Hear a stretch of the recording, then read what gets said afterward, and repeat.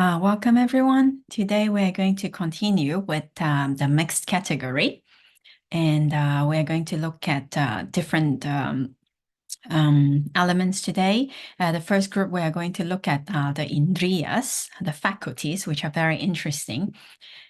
So if everyone is ready, I will now share screen, and we will start by paying respect by saying Namo Tassa 3 times together first. Okay, so let's pay respect together. Namo tassa bhagavato arahato sama sambuddhassa. Namo tassa bhagavato arahato sama sambuddhassa. Namo tassa bhagavato arahato sama sambuddhassa. Homage to the sublime, the victorious, and the totally self-enlightened one.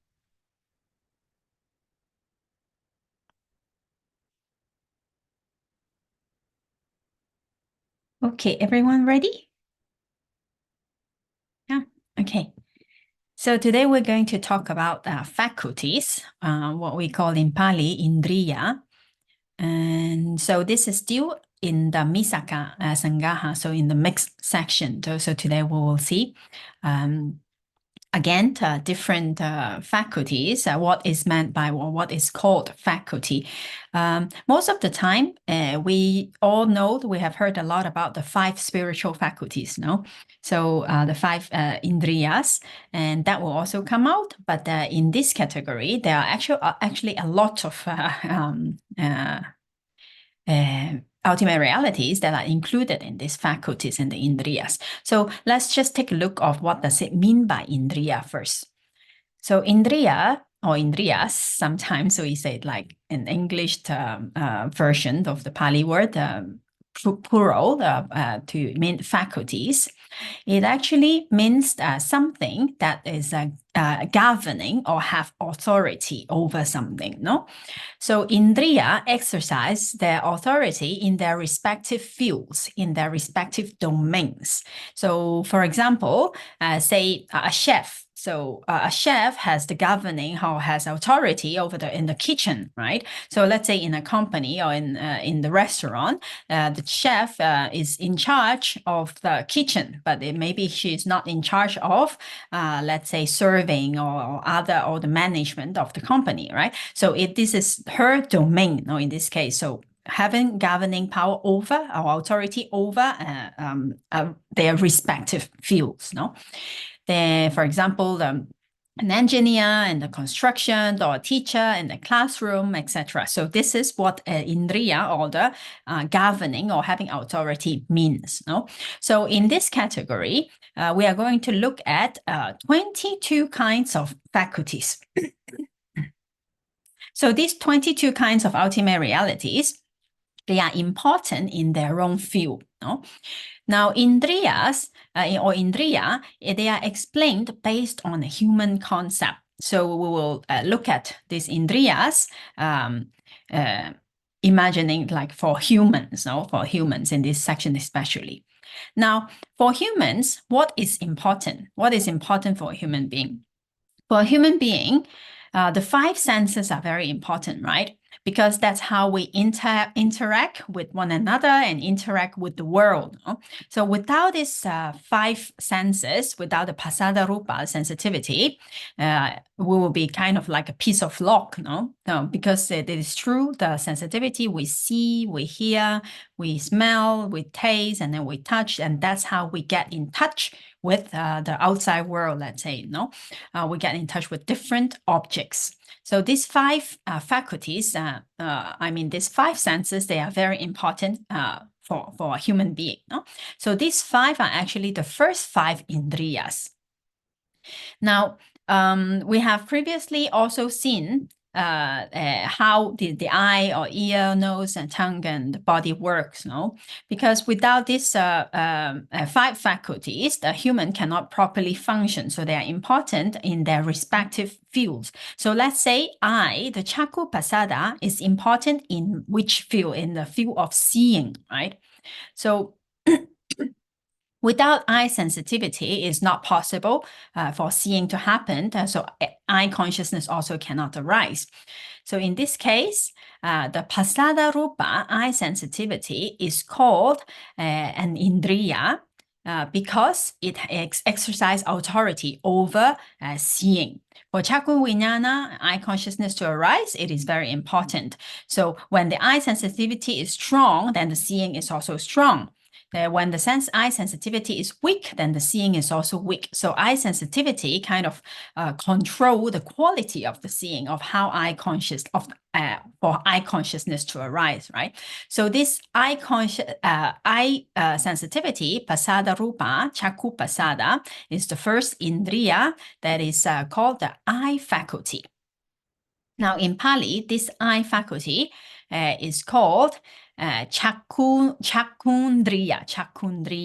When the Pali word chaku and indriya, when they combine together, then the I in the indriya, and it is omitted in this case, so chakundriya.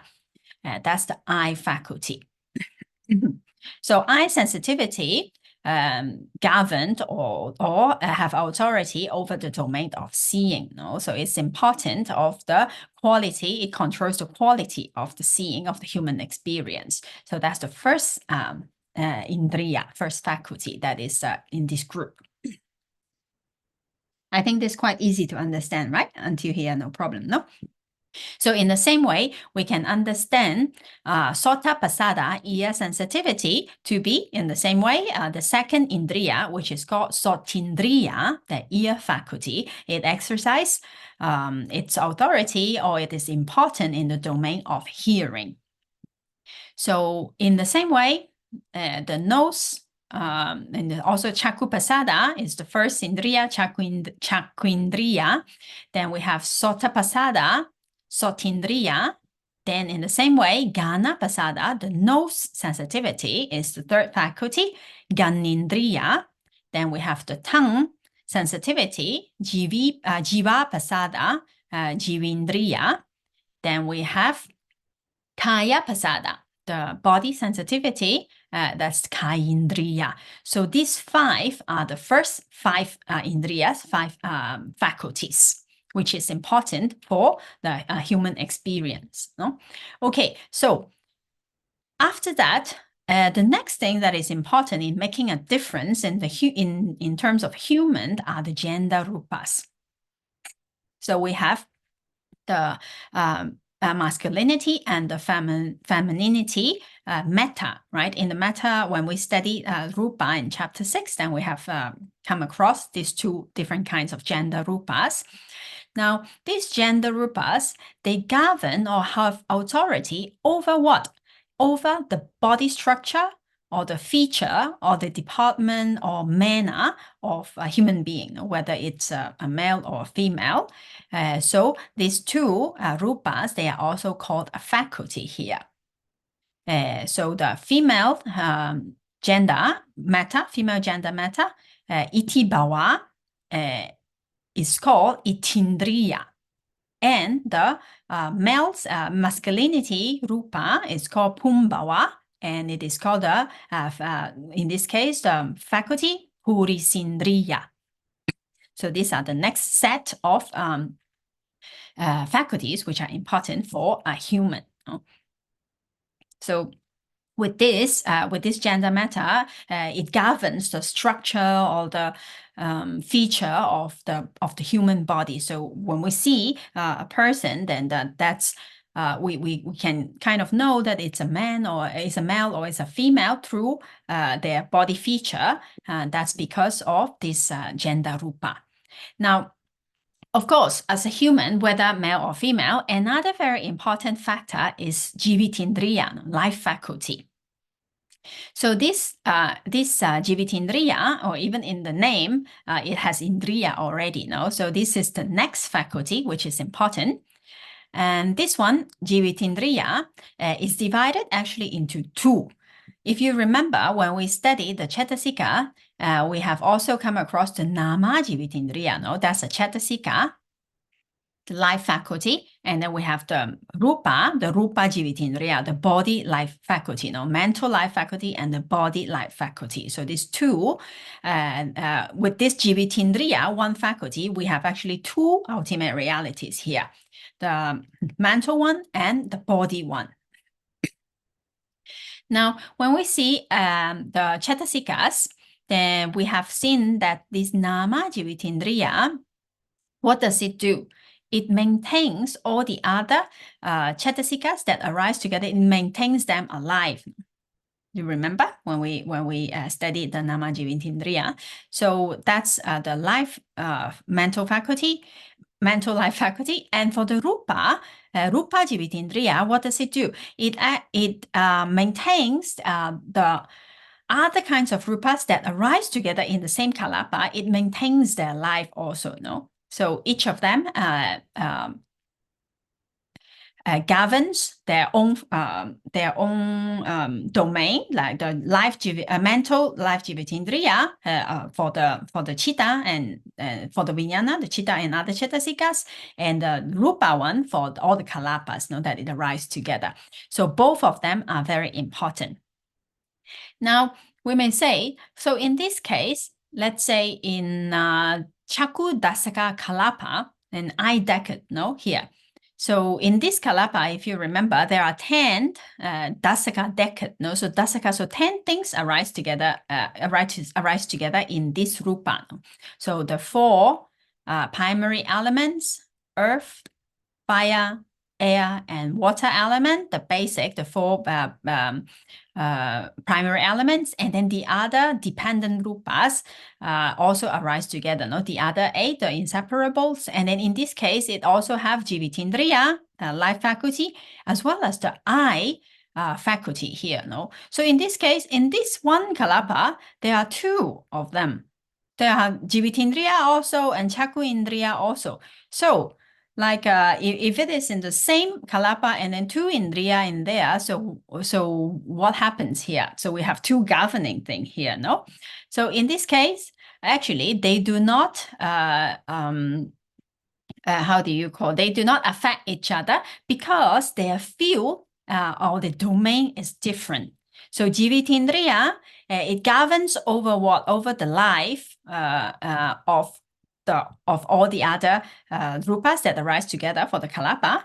But chakundriya, what does it govern? It governs through the field of seeing, right? It's helpful for seeing. So there is no conflict between the 2. So let's say in a big company, so there are different departments and then the different head of department. So jivitindriya is one of the head of department that is in charge of the maintaining life of everyone.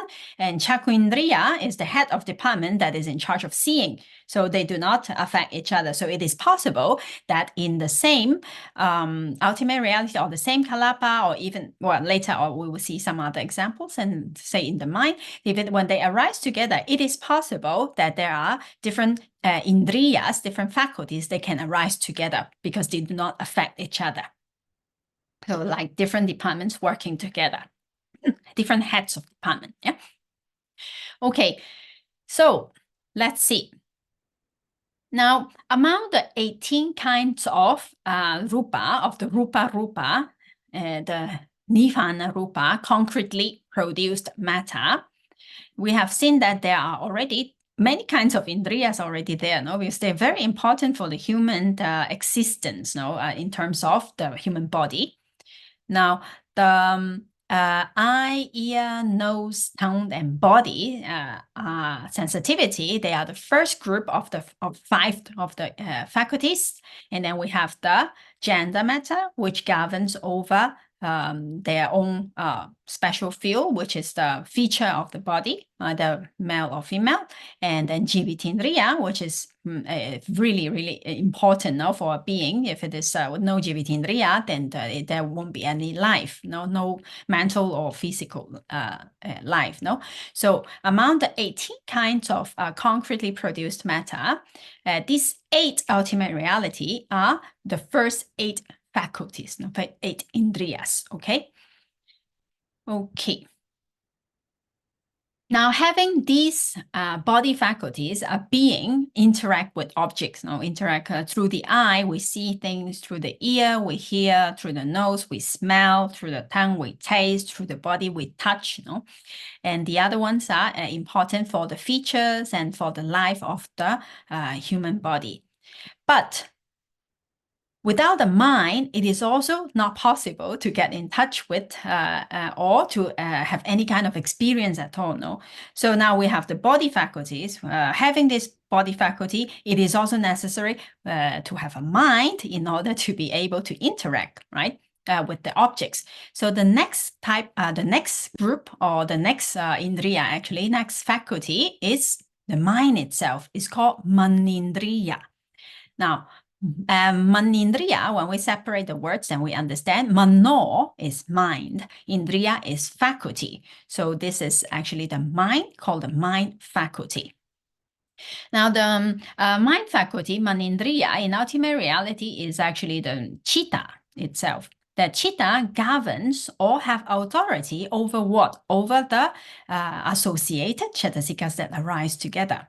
So chitta itself is a faculty. Or vijnana, no? Manindriya, mano, vijnana. Sorry, no mano, vijnana, mano, mind, indriya, faculty, manindriya. Okay.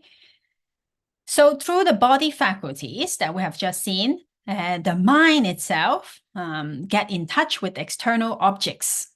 And because of this contact, then chaku vijnana arise. Eye consciousness arise, ear consciousness arise, and then the smell consciousness, taste consciousness, and all kinds of different chittas, not only the five senses, but all kinds of chittas arise. The mind experience these objects by getting in touch with them through our senses. So with the body faculties, and then the mind faculty have to do its job. So let's say when we encounter a pleasant object, then let's say in this case, when we smell a very nice flower, then it is through the nose sensitivity, the nose faculty, that we get in touch with the object, and then the mind, this mind, because of this contact, this chitta, in this case, the smell consciousness arise. Well, actually, they do arise at the same time, right? So they arise at the same time. And what happened here? When we smelled something pleasant, usually what happened? Somanasa can arise. We feel good. We like it. Yeah, we like it. And what happens when we smell or we encounter something unpleasant? And sometimes, if the mind is not trained, then domanasa can arise. We may feel disgust, or we'll feel bad, and we don't like it. So that is possible. Now, remember which in a chitta, when the chitta arises, well, there are more cetasikas than this one. But do you remember which mental factor is in charge of experience the object? Vedana. Vedana, right? Exactly. So Vedana is the most vivid. It is in charge for the experiencing. The example that is being given to Vedana, when we study the Cetasikas, we have came across that in the text, the example that is being given is like Vedana is compared to like the king, right? Like all the other cetasikas together with the chitta, of course, they also experience the object, but they are like the chef or like the servant that prepare the meal. But Vedana is the king that really enjoy the feast. So Vedana is the one that fully experience the feeling, and so Vedana, it's very important here also. Now, Vedana, when we talk about Vedana, do you remember there are 5 kinds of Vedana that we have discussed? Now we have dukkha feeling that is associated with the akusala vipaka kaya vijnana, the unwholesome resultant consciousness that is associated with the dukkha feeling, painful feeling.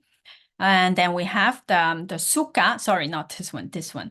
Yeah, then we have the kusala vipaka that is associated, kaya vijnana, the wholesome resultant body consciousness that is associated with pleasant bodily feeling.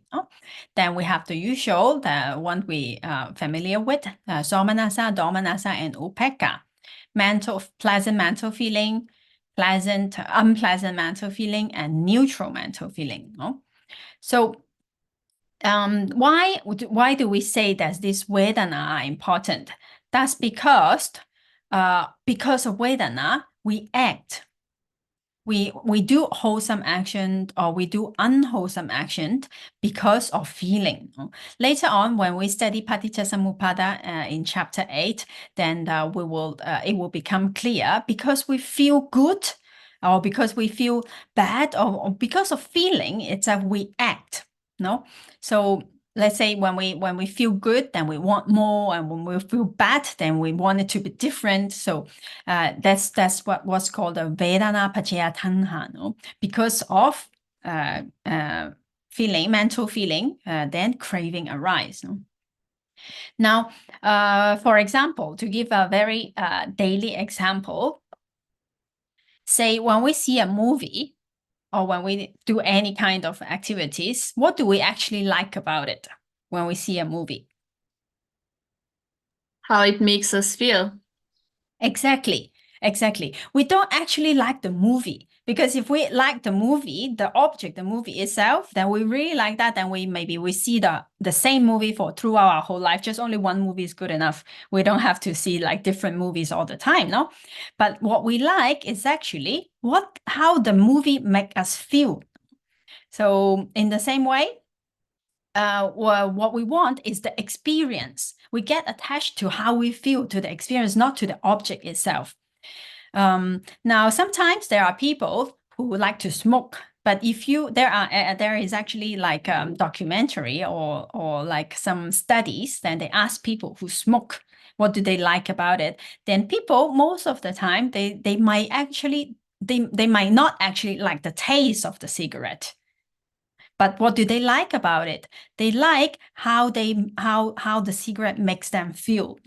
So maybe when they smoke, then they feel like, oh, I'm free, then I am relaxed, or like whatever it may be. So they actually like the feeling of rather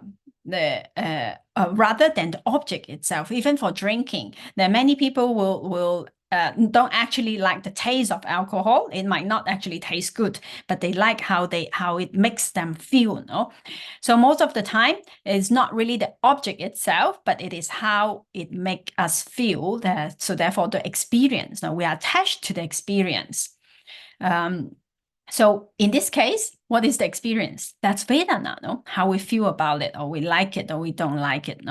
So therefore, in the Paticcasamuppada, the dependent origination, it is said that Vedana Paccaya Tanha. So Vedana, mental feeling, is the condition for craving to arise. And craving keeps us in samsara because we want more. But it is also actually the exit, Vedana is also the exit, So it is very important. Vedana is also very important. So because of Vedana, then craving can arise. We want, then sometimes we may say that, but if the feeling is unpleasant, we don't want more. So how come craving? So craving for what? Craving for something different. Craving for it to finish soon. Or we want something else. We don't want this, but we want something else, right? So in whichever case, whether it is pleasant or unpleasant, craving follows. So let's say, therefore, the next group, then this group that we are talking about, the Indriyas, are the mental feeling itself.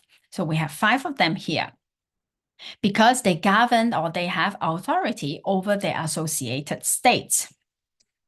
Now, these 5, the first one, pleasant mental feeling through the body, experienced through the body, the sukha, in Pali, in this case, is called sukhindriya. It's one faculty, sukhindriya. And then the next one, mental discomfort through the body, dukkha, is the next faculty that's called dukkhindriya. Now, pleasant mental feeling, somanasa, is called somanasindriya. There's another faculty. Unpleasant mental feeling, mental pain, domanassa, is called domanasindriya. Then neutral mental feeling is also another faculty, upekkha, and this is called upekkindriya. So these 5 are the next set of faculties, which are very important for the human experience. No, it is very interesting here. Although we are now studying, just like if you look at the book, then it will be like Indriyas. Okay, we have 22 Indriyas, and then we look at the different, just a list of things. But if you put them together, you will see it's actually our human experience, right? Now we first see what happens in the usual human experience. No, now what's important for a human being? Of course, the 5 faculties, as we said. Without eye, without nose, without tongue, without ear, without the body, we do not get in touch with external objects. Yes, Edith?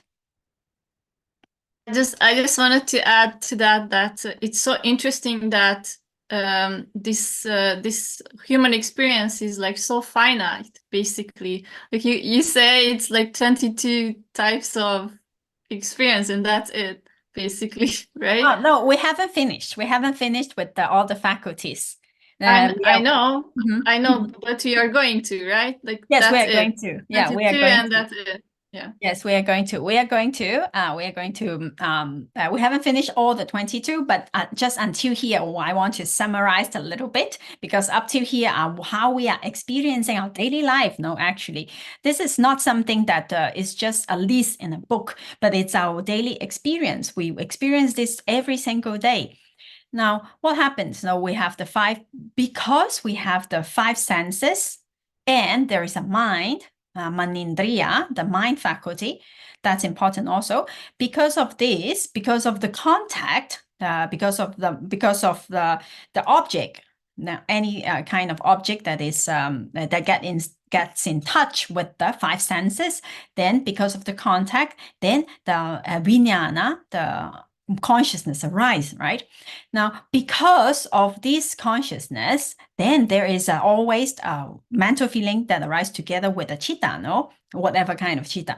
So all kinds of because of this feeling, and we react to this feeling, and because of we like it, we want more. Because we don't like it, we want it to be different. So that's how basically we all act day to day, you know. So this feeling is also very important. This is also another type of faculties here, but that's what keeps us in samsara, where we keep getting in touch with different experience. And because of this, because of our faculties, because of the mind, we have feeling. Because of this feeling, then we want things. And then because we want something, we do good, we do bad, we do kusala, we do akusala, and then we plant more karma.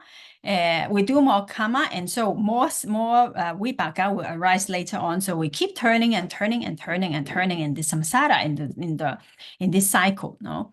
But of course, if the Buddha explained just until here and full stop, then it will be very sad, because it's just said that we are just rolling and rolling. But fortunately, there's a way out, right? Now, when we studied in chapter 8, the dependent origination, we see that Vedana paccaya tanha, no? So Vedana, because of mental feeling, then craving arise, but not necessarily, right? Because through practice, that is actually the exit of samsara.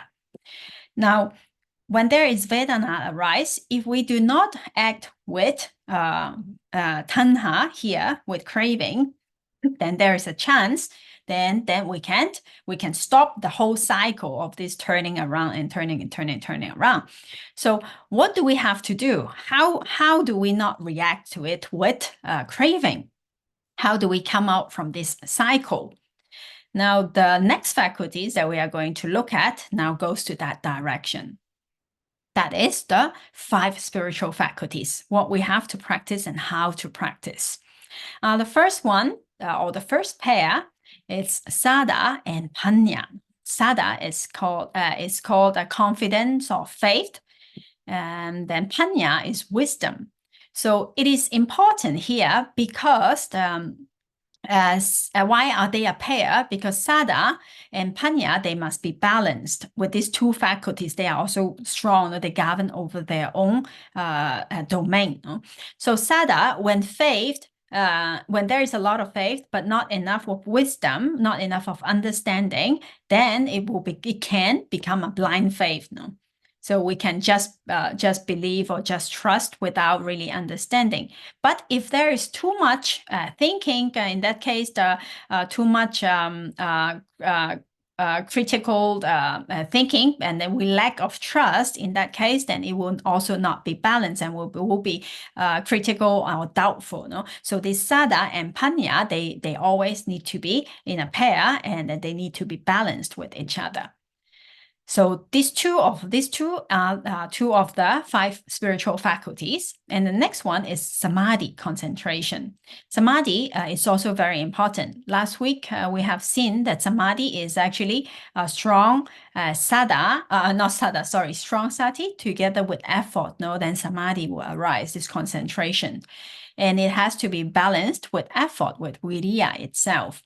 So sometimes, the Sada and the Panya, why does it have to be balanced and how? That's easier to understand. But Samadhi and Viriya, sometimes it might not be so clear. So here, why Samadhi and Viriya is a pair and how do they balance each other? Now, Samadhi, concentration, if the mind is very concentrated into something, then it gets just like very focused on something, and then it gets calmer and calmer and calmer. And if there is not enough effort to sustain this concentration, then one may get like dulled, or the mind might not be that sharp anymore, and it can get sleepy, or etc. So therefore, although there must be a strong concentration, then there must be an effort, a viriya, to support it also, to support the curiosity or the interest in keep looking into whatever the object may be. So it has to be balanced. Now, if viriya is too strong, what happened is that it is restlessness can easily arise. So when we have too much energy, then we are like, yes, go. No, then the mind, then it becomes a little bit unsettled and not calm. So samadhi here comes in and balance it and make a balance through it. So that's how samadhi and viriya needs to be in balance.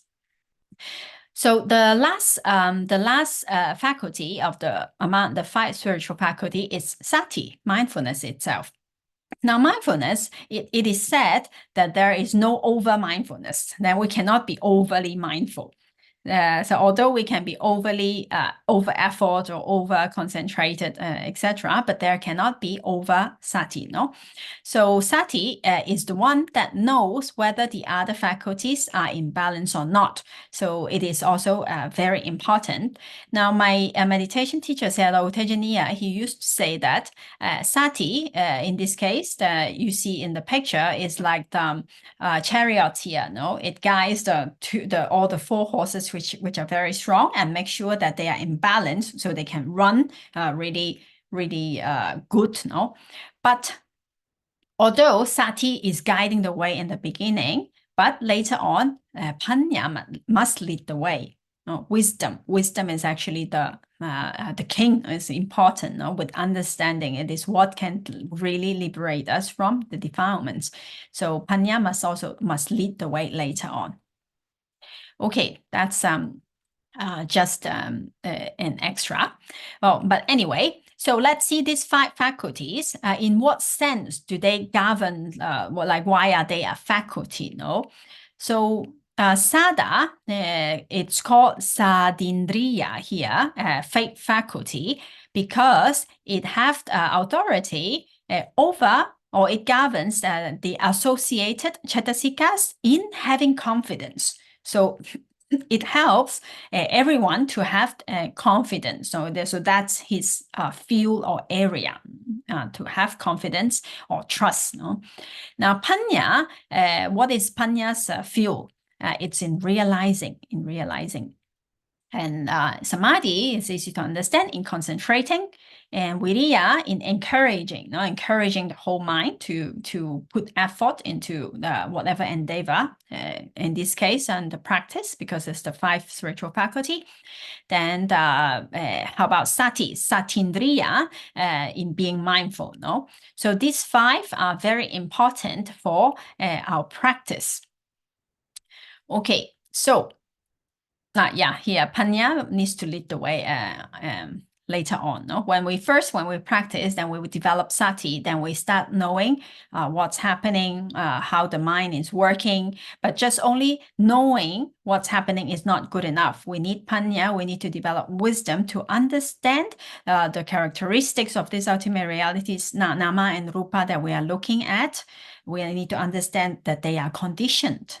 There are causes that cause them to arise. So we need to understand that. And later on, we need to see and observe that all these conditioned phenomena are actually anicca, dukkha, and anatta, the 3 universal characteristics. So that's how the practice goes on. So with this 5 spiritual faculty, or 5 friends, sometimes we call. So these 5 friends help us in our practice. And when they get strong, at some point, when they are in balance with each other, then something like really now some kind of a wisdom will arise in the mind. Yes, Edith? I mean, I have a question about how other techniques make this knowing factor, this knowing factor in their practice, more than just knowing. Like you say, in our practice, we note things, so we note it, we remind ourselves like this is this. And I just don't know or understand how other techniques or others do this. Like how do they make to their mind clear that this is this? Maybe I can share with you the method or the way how Sayadaw Tejaniya teaches in the meditation. What we do is that we actually don't do a noting as a noting. Like how can I say? We don't label the things. We don't say it mentally. Of course, we don't do that. But we just observe and we just look what's happening in the mind. So why do Sayadaw Tejaniya why he does not encourage the noting, because the labeling? That's because he said that the mind is very quick. The mind is very quick. Then labeling is a little bit slow. And because like, okay, we already know something, the mind already know it, then we label it. Then it's like one step later. No, it's and also when we label, we cannot label every single thing that the mind knows. The mind is powerful and it's capable of knowing a lot of things. So he says that labeling is helpful in the very beginning when the mind, let's say, when the mind is not calm, when we think that the mind is not clear, we don't actually like see how things are working, then it is helpful. Then it helps concentrate a little bit. Then it helps the mind to give something for the mind to do. So it's kind of like that a little bit. But then he says that when the mind is already skillful, when the mind already knows what it is doing, it is not necessary to label anymore. It's like when a person is riding a bicycle very well already, then you don't need to give the person the how do you call that? The auxiliary, the helping wheel, the small two small wheels that is attached in the bicycle for the children to learn when they want to learn. So labeling is a little bit like that assistant wheel, the small wheels. So when the mind is riding smoothly already and it knows, then it's able to see more. Then well, for different person it's different, but then he said that it is then just leave the mind alone and it will do its work. So what we do is like we observe, and not what we do, what the mind does, because we don't actually try to do something. We observe, and then And then what happens is that once we look at something with mindfulness, then there is a little distance between the let's say the watching mind and the object. So when we know that, then we do not react so quickly to whatever is happening. And so we see what arises in the mind and then how it falls. For example, when we see, okay, in this situation, we are just watching our daily life. No, so in this case, like someone said something, the mind is reacting. Then what I'm saying, but the mind, when we're watching, the mind is not saying, it's just knowing. Yeah, so it's knowing that it's reacting with dosa. Dosa is arising. So we can see now when dosa is there, what kind of bodily feeling it's like, how is the body now, then how is the mind, what is the mind thinking, what kind of thoughts is associated with this. Then we learn from this experience, we learn from it, we try to look at like what's happening in the whole process, know how they are related. Okay, let's say now when we can even do experiments now. Okay, now this arising like that. Now what if the mind changed the way of thinking, let's say, then how does the body feel because of this change of thinking, or like what is happening? Like, does the dosa come down, or does it arise more? And then we keep watching. And if the mind is still able to be objective, then we just keep watching and we don't try to stop whatever is happening naturally happening. But if we find ourselves got involved into the dosa already, let's say we wrote into the story and then we get angry and like that, then we should stop and change object maybe. And so that's how we observed. But we cannot control how wisdom arises. Wisdom arises when sufficient conditions are there. When the conditions are fulfilled, then the wisdom will arise. We cannot control. Our job is only to watch, keep watching. Then one day when we see that again and again and again and again, then the mind understands it. Sayadaw Tejaniya, he says that the work of the meditator is like collecting data. Now, when you collect data, then every single day we watch the mind. Sometimes we may say, like, why do we watch this experience? It's like how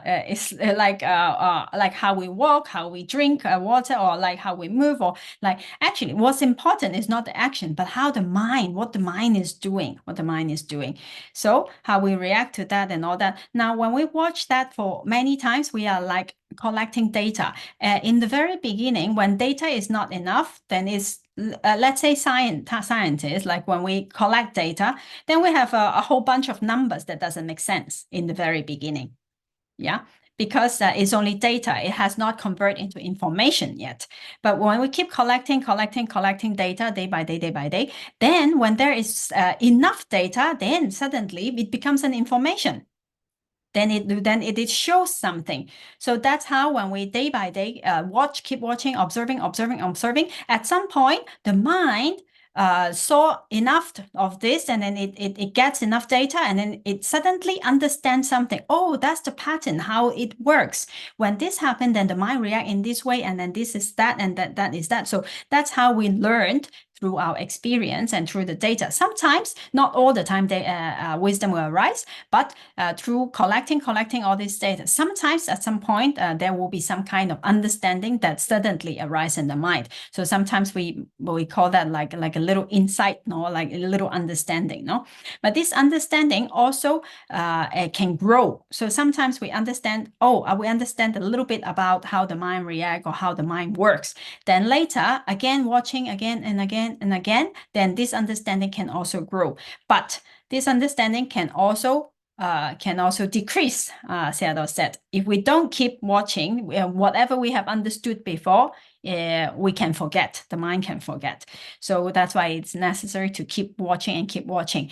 So this is the way how Sayadaw teach us how to watch in observing. So therefore, he encourages us to do this all the time, not just only when we are sitting meditation. Of course, sitting meditation is also important, but daily life is also very important, because that's when we interact with our, let's say, our parents or our colleagues or people around us, our family and friends, and the different situations arise and the mind reacts in different ways. website, and it is very useful, or a lot of information, a lot of data are there. So he encouraged us to keep watching and collect a lot of information. He himself said that when he was practicing, before he became a monk, when he was practicing in daily life, he learned so much about the mind, how it works.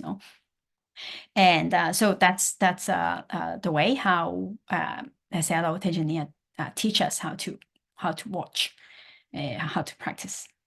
Is that okay, Edith? Oh yes. I mean, to me, it sounds pretty much with how we do it, but yeah, it takes time from a beginner to a more advanced meditator to be just know what's happening, and not so much needs to label it or remind themselves. Yeah. But it's like it sounds like, yeah. Thank you. Yeah, and the mind, it generates a momentum, no, like everything. So if we keep being mindful, watching, sometimes the mind just can't help but know what's happening, because it grows on momentum. And then even you don't want to know, the mind knows already, no, because it's actually not us. The nature is just working in its own way, no. Yes, sorry. I guess the difference is that we always go back to the basics and then just build it up from there. So we always start with actually just noting, and even if someone has, let's say, dosa or something in their mind, we would still say, oh, okay, just remind yourself, and it creates that distance that you were talking about. But thank you so much to explaining. You're welcome. And yes, Claudia, you have a question? Yeah, I was very conflicted regarding the technique of meditation, because I have started with other things, and then I come across the noting. I have done different things, but I believe that is not also regarding the person itself. No, we are not all the same. So there is different person that learn with the technique, and then you can maybe move on to another one, and you can, because for me, like from what I experienced, all of them make sense. I mean, in all of them I found something really profound, and something that I can learn, no? Yes. So sometimes, as you said, because of different temperament, because of different personality, then different techniques is suitable for different people, and then we should find the one that is suitable for ourselves. But sometimes, even for the same person, that at this point of life, this is helpful for me, but later on, maybe something else is helpful for me in that period of time. No, so we don't have to get stuck into like one specific way of always doing it that way. No, we need to experiment ourselves and see what works for us at that time. Now, remember, the most important thing, what we want to achieve is not doing a certain exercise itself. That's not what we want to achieve. What we want to achieve is decrease defilement and increase wisdom, increase wholesomeness. No, so whatever technique that helps you increase kusala, increase the 5 faculties, more mindful, more wisdom, more concentration, more faith or confidence, and more effort, that's good. Yeah, whatever helps us with that, and whatever helps us to decrease lobha, dosa, and moha, that's good. Yes, so whichever technique that helps us to do that, then it's helpful. For at this moment, I can use, like, it's like a toolbox. No, we can collect a lot of tools. At this point, we need a screwdriver, and I cannot use a hammer for this. Right, so it depends on the situation, and depends on that circumstances, what tool is necessary. So it's good we know different kinds of techniques, and and it can become handy at some different situations. And just remember, if it is bringing us towards more wisdom, more kusala, then it is good for us. No, and if it is bringing us to more defilements, or something is not right, like if I keep practicing this, then I get more and more sleepy, or I get more and more angry, or I get more and more frustrated, then okay, so this is not the right thing at this moment. So then we need to change. So that's how we can check whether this tool is useful at this moment or not. No?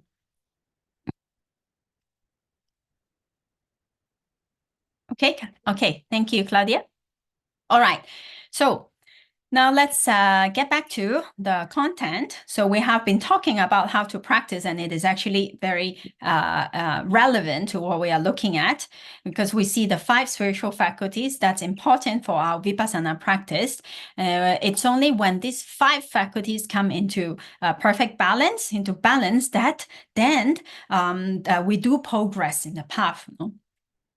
Now, when we keep practicing and practicing, what we are doing in Vipassana meditation is actually we're trying to understand Nama and Rupa, no? Like their causes and conditions, also the dependent origination, why things happen, no? Because what are the causes, what are the effects, and also the Four Noble Truths.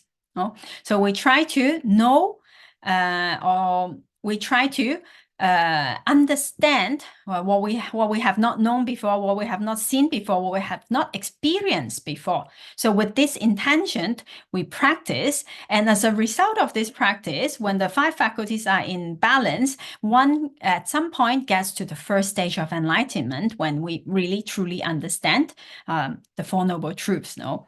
So the next faculty is actually called the knowledge of or wisdom. The next faculty is actually the knowledge of wisdom at the first stage of enlightenment. That's the panya, no? And this faculty is called, in the translation, English translation, a little bit long, but it's called the faculty of him who practiced with the thought, I will know what has not been known by me before. And a little bit long English translation. In Pali is only one word. It's called Ananyata Nyasami Tindriya. So let's look at this. Let's cut this Pali word into separate it so we can know it a little bit better. Okay, so ananyatam. That means not known before. Nya comes from like panya, no? The nya, the knowing, no? Nyata, nyatam, ananyatam. So that's the negation. So not known, something that is not known before. Ananyatam. Nyasami. The nyasami is future tense of I will know. No? So that's I will know. Iti means thus thinking, and Indriya. So this word is actually Pali word is made of 4 Pali words. So the faculty, So that means the faculty of him who practiced with the thought, I will know what has not been known by me before. So with this thought, the person practicing what was not known by us before we attained the first stage of enlightenment. What is it? That's we don't know the Nama and Rupa, its own characteristics. We do not know yet the conditions or the causes of it. We do not know the Four Noble Truths. We do not know the Anicca, Dukkha, and Anatta characteristics of all conditioned phenomena. But now, when one attained the Sotapaddi Magga, in that time, that is with this intention that I will know what has not been known by me before. And with this enough panya, then the person attained the first stage of enlightenment here. So that's why this is the faculty, with the 5 spiritual faculty being in balance, and person practiced trying to know what has not been known. And at some point, the person will know what the Four Noble Truths and all the wisdom that is necessary for the attainment of the first stage of enlightenment. So at that time, in ultimate reality, this faculty of the ananyata nyasami tindriya is in ultimate reality the panya, the wisdom that accompanies the Sotapaddi Magga, the path consciousness of the first stage of enlightenment. This is the next faculty. Okay, so up to here, yes, Claudia? So when we reach the stage of known, what was unknown, how do we perceive it? By the senses or no? By the mind. I mean, what is unknown is an object. Everything is an object. A mind always take an object, no? The mind there must always be an object for consciousness to arise, no? So do you remember the object of the Magga, of path consciousness? What is it? Nibbana.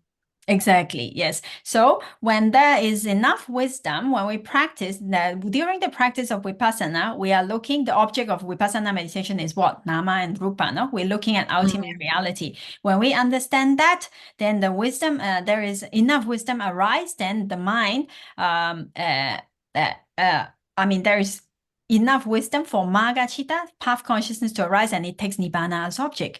And that's the understanding of what, like there is enough wisdom of the understanding of Nama and Rupa, its characteristics, its cause and effect, and then the Four Noble Truths, and all those that we have mentioned, no? And then it takes Nibbana as object, and then the person attained the first stage of enlightenment at that time.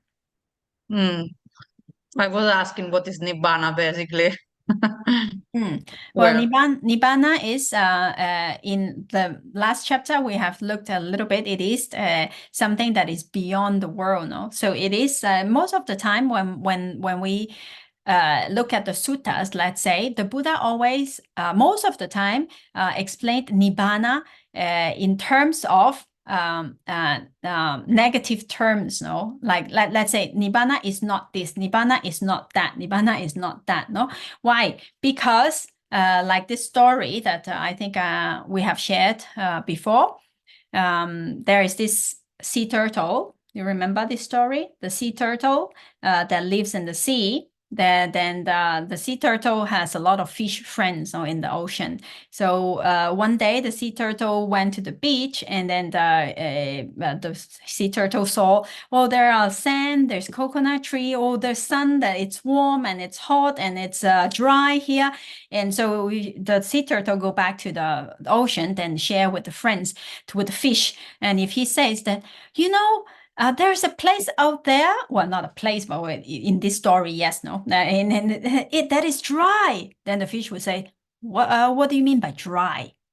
Like, because in the experience, there is nothing that is dry. No, the fish cannot understand.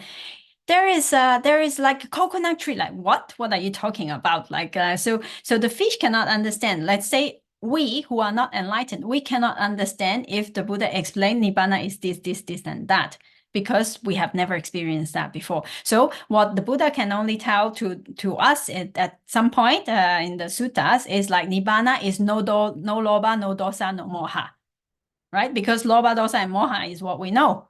So we understand that, okay, so we can imagine without that, what is it, no? So that's the real peace. And like, so in that case, like we can only try to imagine that what is Nibbana, like is something that is beyond mind and matter. If we say so, it's like the fish do not know what is dry, because beyond mind and matter, what can that be if all what we know is just mind and matter? Right? Definitely. Yes. Thank you. Welcome. All right. So in this case, I hope we all quickly, so at some point, maybe hopefully in this lifetime, experience the real Nibbana. Then by that time, we will know for ourselves what it is, like through our practice. All right. So the faculty that we have just looked at is the one that is the panya in ultimate reality, the wisdom that accompanies the Sotapaddi Magga, the first stage of enlightenment, path consciousness. Okay, now the next one, the next faculty, the next Indriya. Now in this point, now we're going higher and higher, because the person do not stop at the first stage of enlightenment. The person keeps continuing practicing because the work has not been done not complete yet, no? So after Sotapaddi Magga, then it continues Sotapaddi Phala, and then the next stage, Anagami Magga, Sakadagami Magga Phala, Anagami Magga Phala and Arahata Magga Phala, no? So it continues in that way. A person has to continue practicing. Now, the next faculty here, it's called Anindriya, and it refers to the stage from Sotapaddi Phala until Arahata Magga. So in ultimate reality, it's the wisdom that accompanies Sotapaddi Phala, Sakadagami Magga, Sakadagami Phala, Anagami Magga, Anagami Phala, and Arahata Magga. That is called the next faculty. This wisdom is called Anindriya. Let's take a look at this Pali word. Anindriya, anya here, knowing within the limit. That means knowing within the limit. And indriya means faculty. So this faculty is what? Is the faculty which knows within the limit of those known by the first path. Because for the first path, for the first stage of enlightenment, a person is the first time the person knew of something that the person didn't know before, right? About the Four Noble Truths and about everything, no? But now, by being in the first stage of enlightenment, he or she has already known about the Four Noble Truths and about this other wisdom, no? So from that stage on, from the first until the last stage, the person is developing within what he or she has already experienced. So knowing within that limit, that means continue or further developing wisdom within the Four Noble Truths, which the person has already experienced, has already known, right? So therefore, this faculty is called knowing within the limit of those wisdom that has known by the first path already. So this is the next Indriya. Okay, now the last Indriya is the Arahata. We have come to the Arahata Magga only, no? And the next one is the highest goal, that's the Arahata Phala. No? That's the next Indriya that is called Anyata Vindriya. Okay, let's look at this Pali word. Anyatavi means one who has known fully, who has fully known. That means an arahat. No? Now the wisdom has already completed. All defilements have been eradicated. The person has known all what needs to be known for the total eradication of all kinds of defilements, and hence the fully enlightened. No, so that's one who has fully known. Now Indriya, it's called faculty. No, so Anyatavi and Indriya, Anyatavindriya is the faculty of one who has fully known the Four Noble Truths. And in ultimate reality, this is the panya accompanying the Arahata Phala Chitta. Now here, just be careful that when we say one who has fully known, doesn't mean that one who has fully known everything, no? Because knowing everything, it's only the view of the Buddha. No? Only the Buddha is all-knowing, no? His wisdom is the highest, and he is we call Sabenyu, no? Sabenyu. So he knows everything, but not every Arahat knows every single thing. But what here fully known, meaning fully known within the Four Noble Truths, then fully known all what is necessary for all defilements to be eradicated, and that much the person has already fully known. So that's the panya accompanying the Arahata Phala. So that's another kind of Indriya here. Okay, so now we have seen the first type, the panya, the first wisdom that accompanies a Sotapaddi Magga, is one type of Indriya. Ananyatanyasamittindriya. Then we have from the panya that accompanies Sotapaddi Phala until Arahata Magga, that's called Anindriya, knowing within the limit and knowing, like, further developing the wisdom. And the last one, it's called the panya accompanying the Arahata Phala Chitta, Anyatavindriya. So these three are the last three types of Indriya, faculties. So with this, we have now complete the 22 types of Indriyas.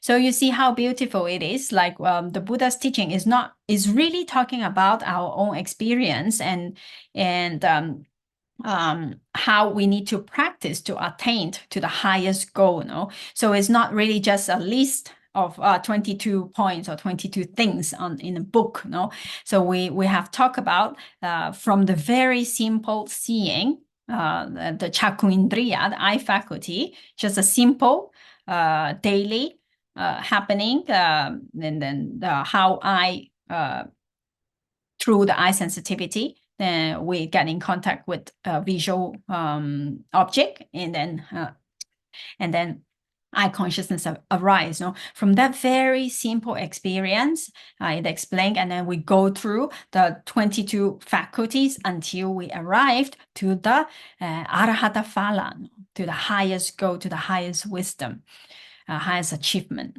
So that's like how we have gone through from the beginning of this class until here, going through all the 22 types of Indriyas. So, okay, so up to here, then we have finished introducing all the 22 types of faculties in this chapter. Just as a little summary, let's wrap it up. What are the 22 faculties again, the 22 Indriyas? Now, first we have the 5 Asada Rupa, the 5 sensitivity, Cakrindriya, Sotindriya, Gyanindriya, Jivindriya, Kayindriya. Then the next group, we have the Itindriya, Purisindriya, the 2 gender matter, Jivitindriya, life faculty, Manindriya, the mind itself. And after that, with this mind and matter, what happens? Then we get in contact with objects, and then with that, Vedana arise. No? So we have the 5 types of different Vedanas, the 5 faculties here: Sukhindriya, Dukhindriya, Somanasindriya, Domanasindriya, Upekindriya. 5 feelings here. Okay, then with that, this is what we experience day to day, every single person. We experience this all the time, and we keep rolling and rolling here. And how do we come out from the attachment or the craving from our experience, like wanting it to be, wanting more or wanting it to be different? Now we need the 5 spiritual faculties. Now that's going to the practice. Now we need Sada, Viriya, Sati, Samadhi, and Panya. Concentration, effort, mindfulness, not concentration, this confidence, effort, mindfulness, concentration, and wisdom, right? So with these 5 faculties, when the 5 faculties are in balance, then the first stage of enlightenment, the wisdom that accompany first stage of enlightenment arise, and then it continues growing and developing until the Arahata Phala, no, the last, the highest goal. So these 22 here are the 22 Indriyas, 22 faculties that we have looked at until now. Okay, so I've separated into different colors to make it easier for the grouping of 5 senses, the 2 gender matter, life faculty, mind and mental and physical, Manindriya, all the chittas, the 5 types of Vedana, 5 spiritual faculties, and the 3 wisdom that is associated with the Magga and Phala, no? Okay, so now we can see here, Panindriya, it's Panya itself, it's wisdom. And these 3 also, they are also Panya. So what is the difference here? So let's take a little look here. For Amoha or Panya, it's a faculty, no? So it governs their corresponding associated chitta and cetasika in what? In the realm, in the domain of realizing, of understanding, no? So for Panindriya, for Panya, in the 5 spiritual faculty, we may say that it is a general faculty, the wisdom faculty. That's when we're practicing vipassana meditation, then that's the domain of Panya needs to be strong in that area, in the realizing of that. Now, for these 3, they are actually the Panya that associate with Magga Chitta, path consciousness, and Phala Chitta, no, fruition consciousness. So the difference here is the Panya here in the general one, Panindriya, we can understand that it is both Lokiya and Lokuttara, no? Both mundane and supramundane. But in these three, it is only talking about the supramundane kind of wisdom here. So that's the little bit difference between this Panindriya and these three. But both of them in ultimate reality is only Panya, is only wisdom. Okay. So until here, we have finished the 22 faculties, and I think it's a good time that we take a break. And then, oh yes, Eddie, do you want to have your question when we come back? Or now when we come back? Okay, so let's take a 5 minutes break, and then we will come back for continue for a little bit more. Okay, so see you in 5 minutes.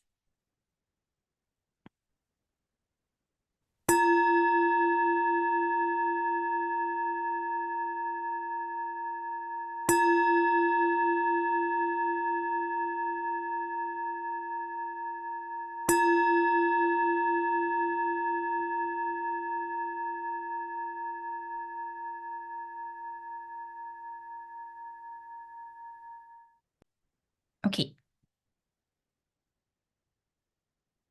I guess my first question would be in related to this, especially the last ones, right? Like we can actually influence and develop, and so how do you develop the last ones actually? Like I feel like in my own life, or if I reflect back, like I feel like it's impossible to reach arahantship, or like just the very high stages of enlightenment.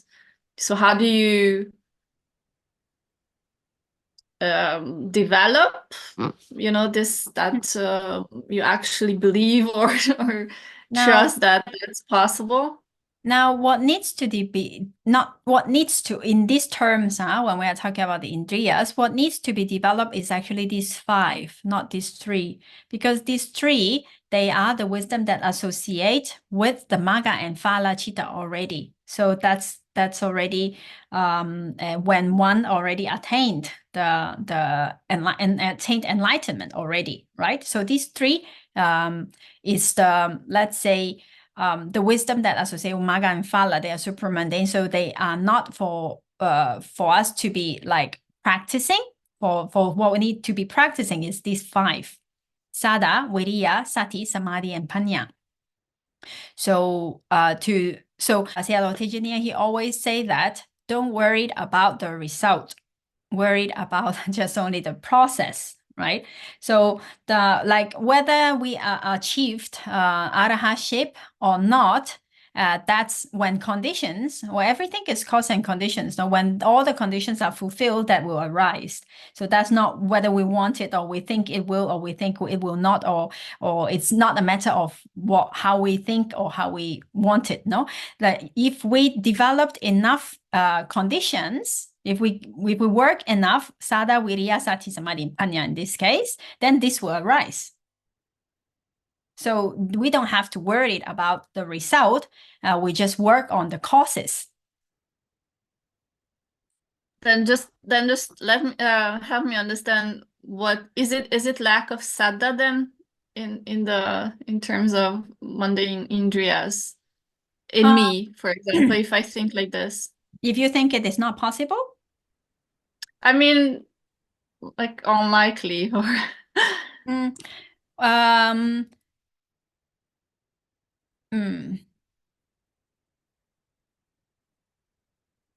It could be Sada, but it's just I always had problems with saddha for sure. And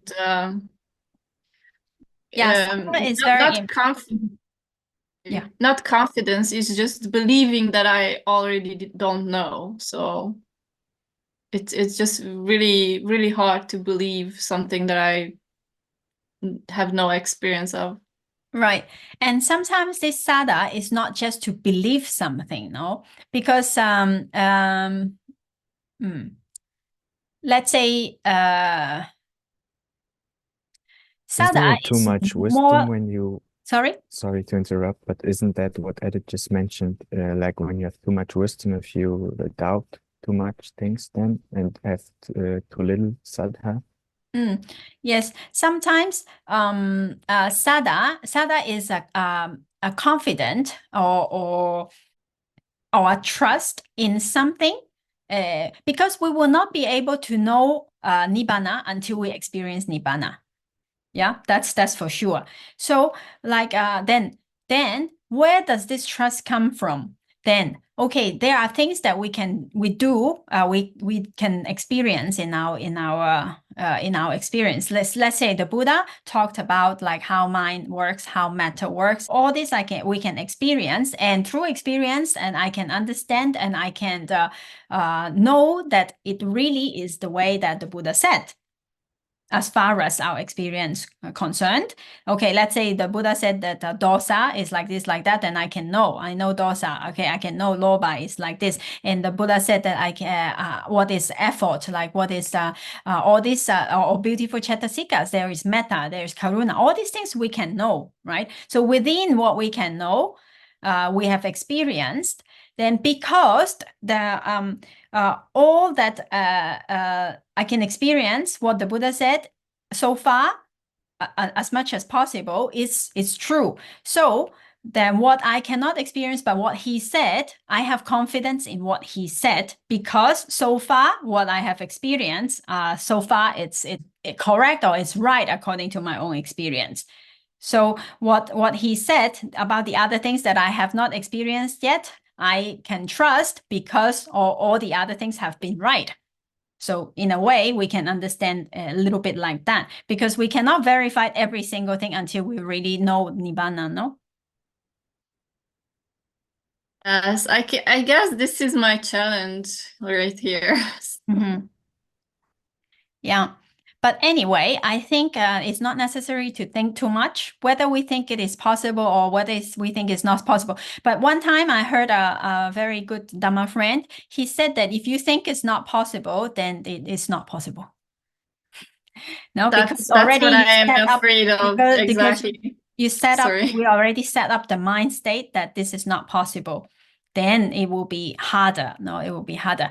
But sometimes I think it's not so necessary to think about too much. Sometimes we think too much. You know, we try to overcomplicate things. Sometimes things are very simple. We just need to keep practicing, And when there is enough wisdom, of course, we have to have a direction. No, we know what we are doing, but we don't think that when, how. Like, of course, we need to know how to practice, but when, or like, what is it like, if it is possible, if it is not, or like, we don't have to overthink it. We just need to keep doing, and then we just keep putting the causes, and the result will arise when the time comes, or when the conditions are fulfilled. That's the answer I needed. Thank you so much. Welcome. Yes, Claudia. No, I just would like to say to Edith that if she would not trust, she would stop to meditate. But she still meditates, so she trusts on the bottom of her heart, I guess. Right. Later on, in the next section, we are going to talk about powers, balas, and then we might touch a little bit about this. Yeah. Okay. So before we continue, I saw in the chat box that there are a few comments there. Okay, here Edith said that about Nibbana, it said Delawa said my favorite explanation of Nibbana is true peace and happiness. Claudia said that's beautiful. Then Edith said I usually go to complete peace, no sense experience at all, time completely missing, no memory of what was except deep peace for a long time. Yes, actually, Nibbana is beyond mind and matter. So there is no mind and no matter, then it's totally out of this world, out of our experience. No, that's like there is no more the continuous arising and existing and passing, like that busyness. No, arising, and passing, no more that. So it's really complete peace in that way, but not how we experience the peace, because there is no mind and no matter anymore. No. Yeah. All right. So then Bruce said about the Indriyas here. He said the 5 spiritual faculties. I have a note that Vipassana uses confidence, faith, and wisdom, and Samatha uses effort and concentration. Both uses mindfulness, but I can't verify where I got this note from. Well, I would say for any kind of spiritual practice, whether it is samatha meditation or vipassana meditation, all 5 indriyas, all 5 spiritual faculties, all these 5 are important. They are all necessary. It's not like maybe in vipassana, wisdom it's important. No, wisdom is like more a little bit like highlight. No, and for samatha maybe concentration a little bit more highlight, but it cannot lack any of them. So let's say for vipassana, it's not only sada and panya, so not only confidence and wisdom and mindfulness, because imagine no effort, how to practice? That's not possible.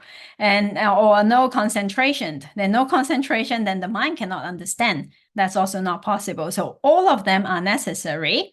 5 of them are important for that. And from samatha also, wisdom is also involved even in the jhanas, no? So that's also there. But what I want to say is just a comment that they are not separated. Maybe what is more, let's say, the key point. Like for vipassana, wisdom is more the key point. For jhana, samatha meditation, maybe some concentration more the key point, but all 5 of them must be developed together, all of them. Yeah, all right. Okay, so up to here, then we have finished the 22 indriyas. Concerning these indriyas, anyone wants to say anything anymore, or we okay with that? We good? All right. So do you want? Yes. I'd like to say I really enjoyed that slide. That's very informative, though. Thank you. Welcome. Okay, so now we still have like maybe 30 minutes. Do you want to go one more category of this group, or you think it's good enough for today and we should stay just contemplating about the practice of our daily experience until the attainment of enlightenment? I think we can go on since we are going to have a long break after that. Okay, right. Okay, so let's go one more category. Let me just skip the break slide and go to, okay, the next category. Okay, in this case, we will look at one more category in the mixed group. No, we are still in chapter 7 about the mixed category, right? So next group is called Balas, power and strength. So there are 9 things or 9 cetasikas that are called power here. Power, what does it mean by power or strength? No? Okay, let's take a look. Now, first of all, why are these things called power or strength? Now, they are called balas because when these cetasikas, when they reach the stage of bala or power or strength, they cannot be shaken by their opposite. So they are so strong. They are so strong, and their opposite cannot shaken them. So they are like firm, like a mountain. No? So therefore, they are called power or strength. That's the first reason. And the second reason why they are called bala is because they themselves are strong, and at the same time, they strengthened their concomitant. They strengthened the other associated cetasikas that arise together with them. They also strengthen them. So therefore, for these 2 reasons, they are called bala or powers. So they are unshakable by their opposite, and they strengthened their concomitants or the associated states that arise together. Okay, so let's see which 9 cetasikas are called power or bala or strength. No. The first one is called Sada Bala. So this Edith was mentioning about Sada, no? So the power of confidence and trust. Now this Sada is actually very important because only when we have confidence in the value of dana, sila, and bhavana, dana, generosity, sila, morality, and bhavana, the practice, samatha and vipassana, then we apply ourselves to it, no? So in the same way, when there is sadha, when there is confidence, then we are able to perform meritorious deeds. If we have no confidence, we think that doing meritorious deeds or kusala is useless. We don't have trust in that. Then we won't do it because we don't believe that it is useful, right? So it is like only when we trust someone or trust something, we will fully give ourselves to that. No, so with sadha, we will give ourselves fully, apply ourselves to the practice. So here, this sadha, this faith, we must understand that it must be based on understanding, no, not just blindly believe or trust something. No, now when we understand something that is a real object of our trust or faith, then we decide that it is good. Then we have confidence in it, and then we will do it. So if we understand. Based on understanding, we know that doing dana is good. Therefore, we do that wholeheartedly, no? So we perform kusala because of sadha.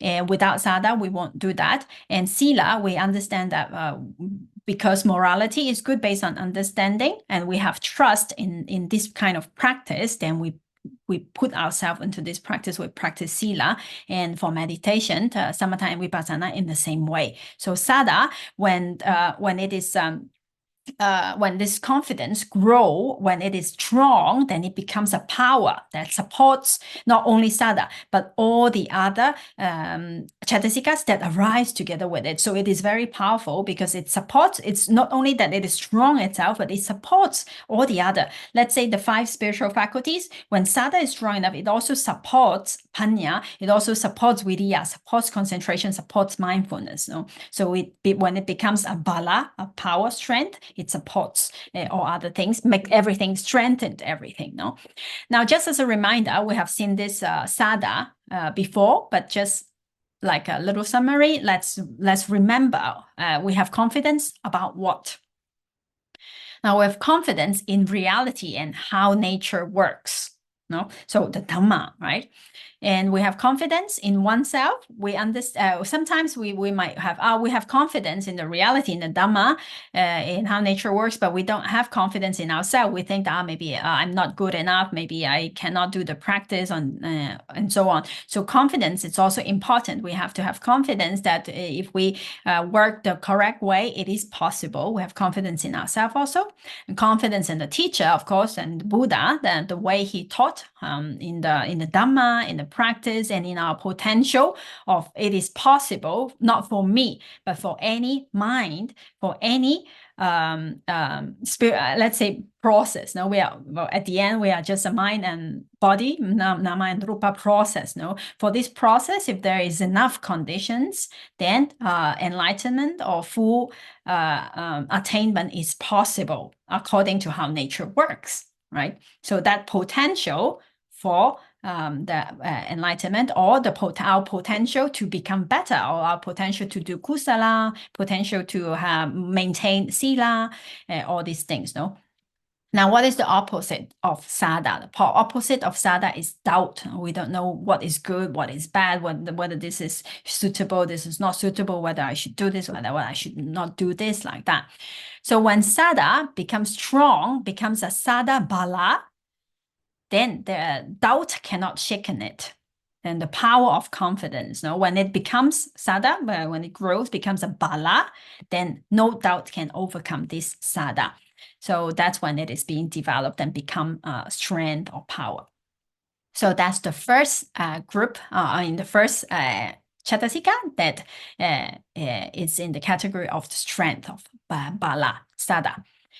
Okay, the next one is viriya bala. Viriya, the power of effort. Now, when there is a strong viriya, strong effort, then when it becomes strong, then it becomes a bala. And what it does is it pushes away its opposite. And what is its opposite? Its opposite is laziness. No, so it pushes away the laziness, and when there is enough viriya becomes a bala. It cannot be shaken by laziness. Or otherwise, when the viriya is not strong enough and it has not reached the stage of strength, or bala or power, then laziness may win, no? Okay, so the next one is viriya. When it becomes strong, it's also a power. Now, the third one is sati bala, the power of mindfulness. Now, sati, what is sati? Sati is the non-wobbling, or the not floating away from the meditation object or from its object. Now, it is the absence of non-forgetfulness and confusion. No? So what sati does is sometimes sati is compared like the guard, like the guard. So the guard, what does this guard do? It guards the mind from akusala. It protects the mind from akusala. So when there is mindfulness, then the mind it's like there is like security guard, and then it does not allow the akusala or other not good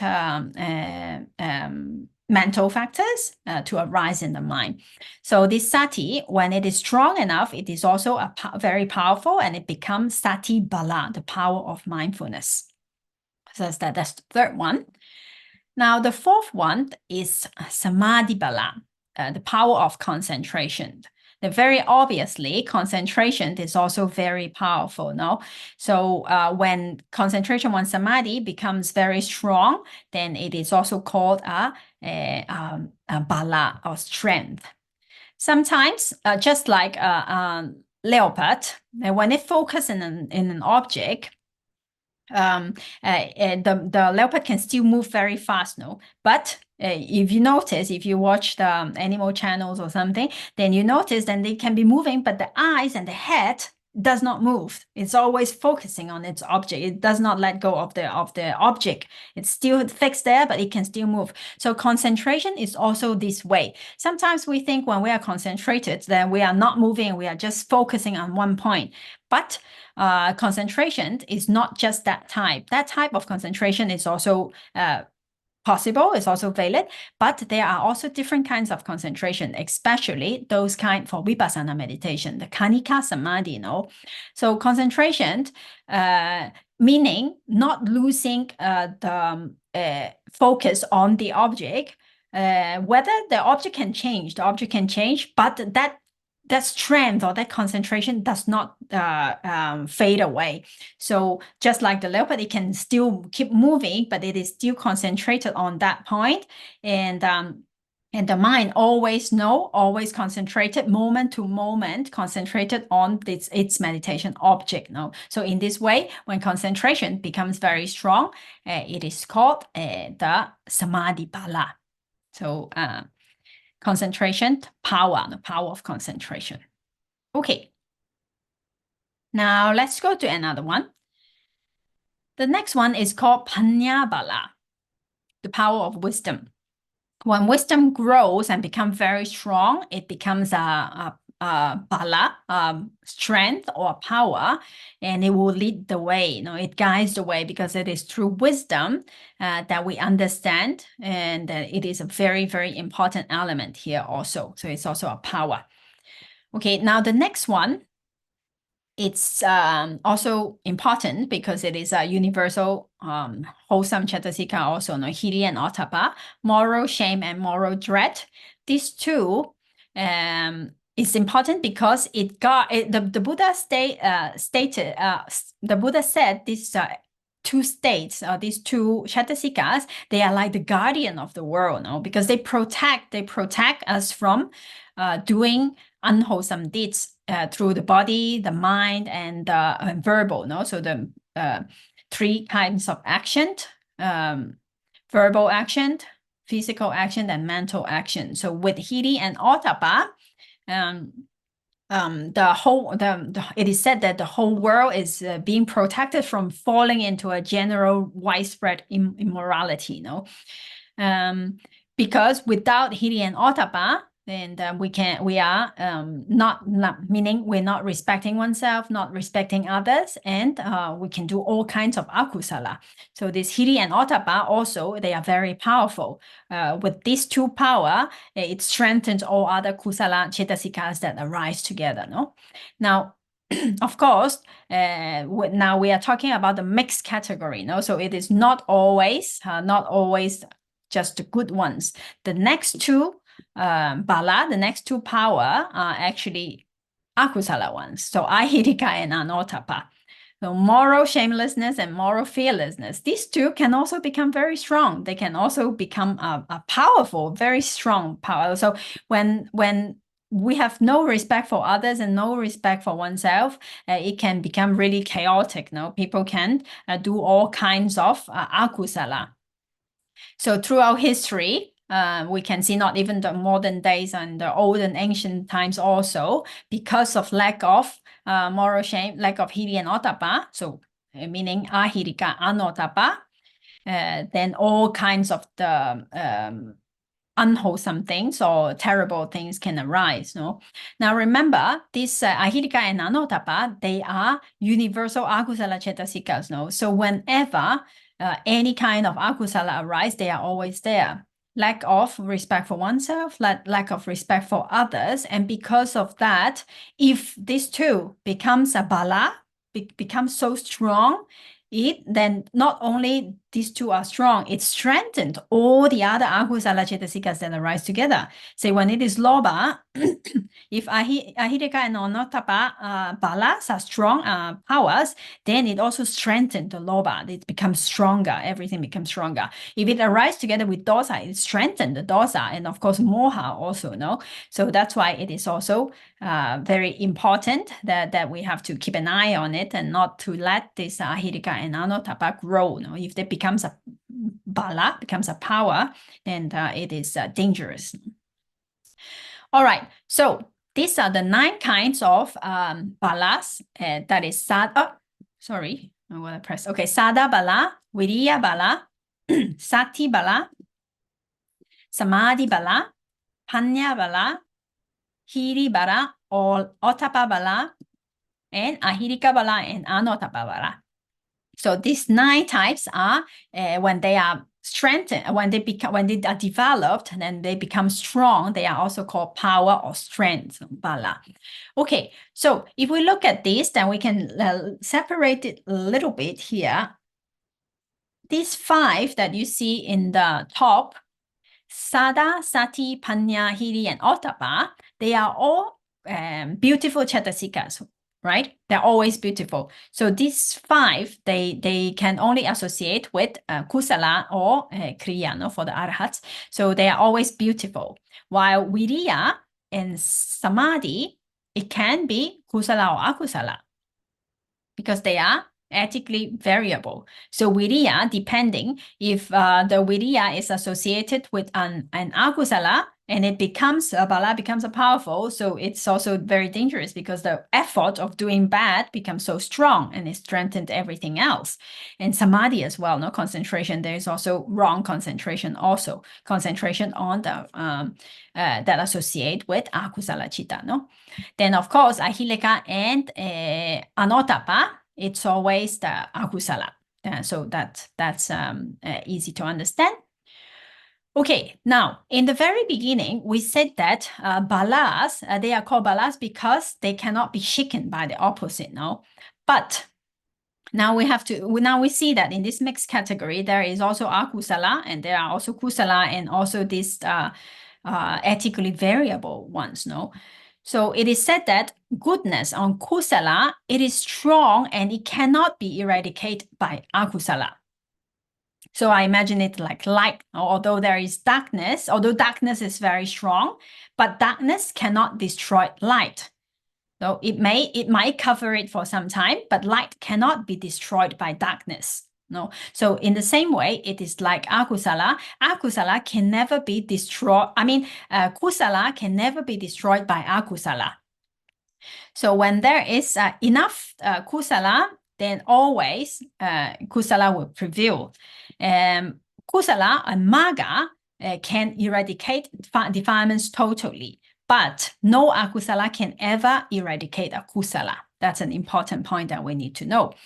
Now, here, so we see then when these 5 akusala, they are called balas because they are unshakable by their opposite, they cannot be overcome by their opposite. Therefore, they are called balas.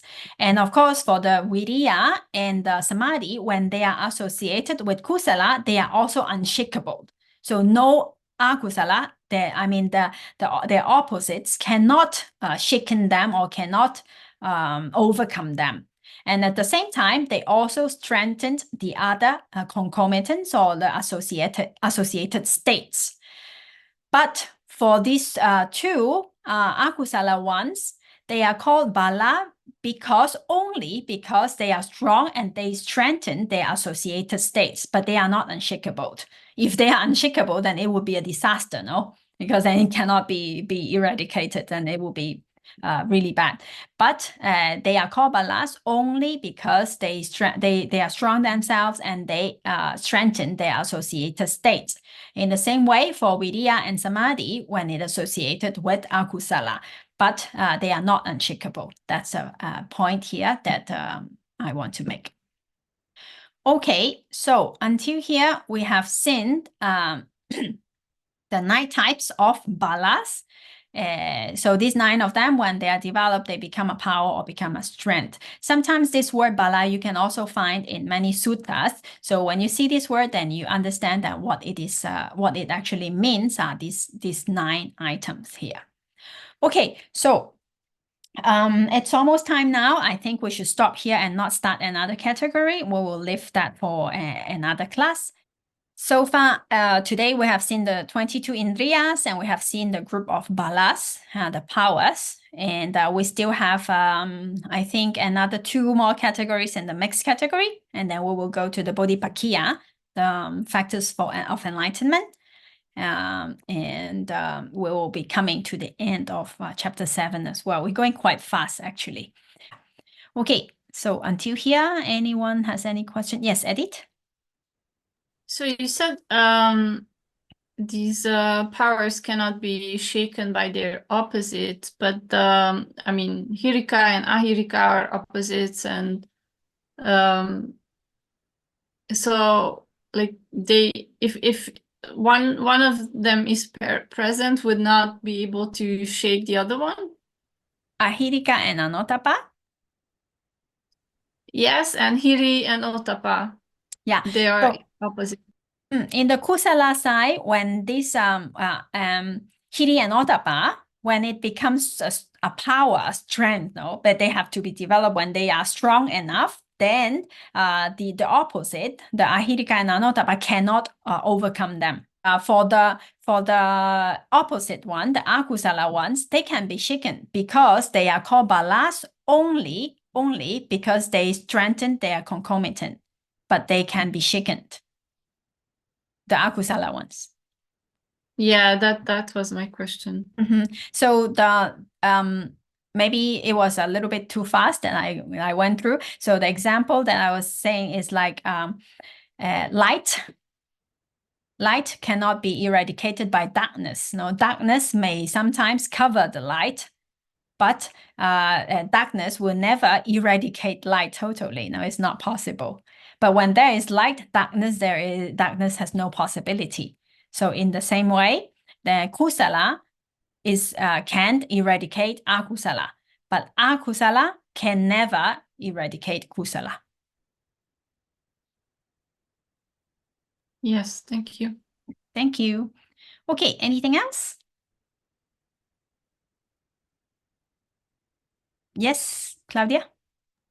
So my question is, because I work with people with disability and mental health, so what I notice in them that is with the redirection and obviously with time, it is true that it's really possible to change the behavior in them by doing and transform the personality actually from being from act out of anger into act in kindness. So, for example, even, like if they do something, if they get very angry and they have an escalation, then when you redirect and you show kindness, they are more likely to apologize and to just stop the behavior. Yes. So Yeah. So this is what you're saying when you're talking about that akusala can be transformed in kusala. Is that correct? Not exactly Or in not? this case. I agree in what you are saying. When we treat other people with the loving kindness, then because it's like if we react to dosa with dosa, it's like adding oil on fire, no? So it will just explode both of us, no? But then when we are talking about dealing with other people, then I agree in what you're saying. But when we are talking about these internal elements, we are actually talking about ourselves. So what's happening inside ourselves, no? So when let's say when the mind is with kusala, when kusala is very strong, let's say the Hiranotapa or the Panya or the Samadhi or Sati is very strong, then they cannot be shaken by akusala, meaning like the within ourselves, in the mind, then akusala cannot overcome it. Yeah. Yes, I understand now. Like that, within oneself. Yeah. So it's not something that you prompt. It's just something that you let's say you notice within yourself. Yes, it works that way. But of course, we can try to develop. Let's say when we developed a lot of sati, a lot of mindfulness, then it is strong enough. Then we can develop it until then becomes a bala, becomes a power. Then in that case, then it becomes powerful and it strengthens all the other kusala that arise together. That is possible. That we can prompt it in that way. Yeah, but how nature works is like that. Akusala cannot overcome it by nature. Nita has a question. Oh, yes, it's in the chat box. Or let me see. Do only Arya beings cultivate kusala bala? No, because an Arya, it means all enlightened being, first stage, second stage, third stage, and fourth stage also, So for an Arahant, we needless to say, they don't need to cultivate that anymore because it's totally fully enlightened already, All what they do are always beautiful, Then for the other ones, not just enlightened being needs to develop that. We all need to develop that. And it's just that when that Cetasika becomes very strong, then it becomes a strength of power, Bala, and then it helps and strengthens all the other Cetasikas together. So whether it is an Arya or not, I don't think it has a direct relation with that. Okay. All right. Okay. So thank you. Okay. Anyone else? That's it. Okay, in that case, then we will close here today, and let's recite together. Let's share merits and also dedicate our effort for the attainment of Magga and Phala Jnana. Itam no punyam Magga Phala Jnana sa pacheyo hotu. Itam no punyam Magga Phala Jnana sa pacheyo hotu. Itam no punyam Magga Phala Jnana sa pacheyo hotu. Itam no punyam sabba satanam bhajima. Itam no punyam sabba satanam bhajima. Itam no punyam sabba satanam bhajima. Sadhu, sadhu, sadhu.